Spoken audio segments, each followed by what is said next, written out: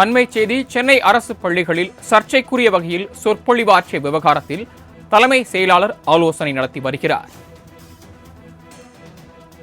அண்மை செய்தியாக பார்த்துக் கொண்டிருக்கிறோம். பள்ளிக் கல்வித்துறை செயலர் மற்றும் இயக்குநர்களுடன் தலைமைச் செயலாளர் முருகானந்தம் ஆலோசனை ஈடுபட்டு வருகிறார். தலைமைச் செயலாளர் முருகானந்தம் பள்ளிக் கல்வித்துறை செயலர் மற்றும் இயக்குநர்களுடன் முக்கிய ஆலோசனையில் ஈடுபட்டு வருகிறார். எஸ்எஸ்ஏ திட்டத்தில் மத்திய அரசு நிதி வழங்காதது, இடைநிற்றல் உள்ளிட்டவை குறித்தும் தலைமைச் செயலாளர் முருகானந்தம் ஆலோசனையில் ஈடுபட்டு வருகிறார். அண்மை செய்தியாக பார்த்துக் கொண்டிருக்கிறோம்.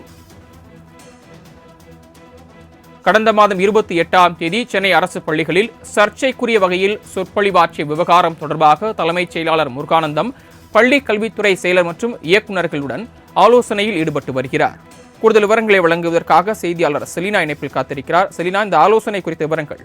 அதாவது சென்னையில் இருக்கக்கூடிய அரசு பள்ளியில் நடைபெற்ற நிகழ்ச்சி ஒன்றில் மகாவிஷ்ணு பல்வேறு விதமான சர்ச்சைக்குரிய விஷயங்களை பேசியதற்காக ஏற்கனவே அவரை கைது செய்திருக்கக்கூடிய நிலையில் தொடர்ச்சியான விசாரணை என்பது நடத்தப்பட்டு வருகிறது. 3 நாட்களுக்குள் அறிக்கை என்பது சமர்ப்பிக்கப்படும் என்று தெரிவித்திருந்த நிலையில் தொடர்ந்து விசாரணை நடத்தப்பட்டு வருகிறது. இந்த நிலையில் குறிப்பாக பள்ளி கல்வித்துறை செயலாளர் மற்றும் இயக்குநர்கள் தலைமையிலான ஆலோசனை என்பது நடத்தப்பட்டிருக்கிறது.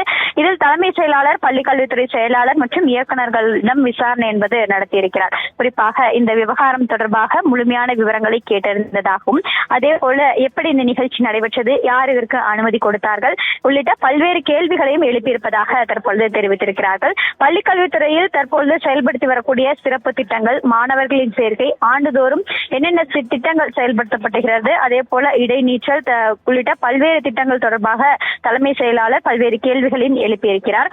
அதே போல ஒன்றிய அரசு நிதி விடுவிக்காத நிலையில் எந்தெந்த திட்டங்கள் தொடர்ந்து சீரமைக்க இன்றி செயல்பட்டு வருகிறது என்று உள்ளிட்ட பல்வேறு கேள்விகளையும் எழுப்பப்பட்டிருப்பதாகவும் தெரிவித்திருக்கிறார்கள்.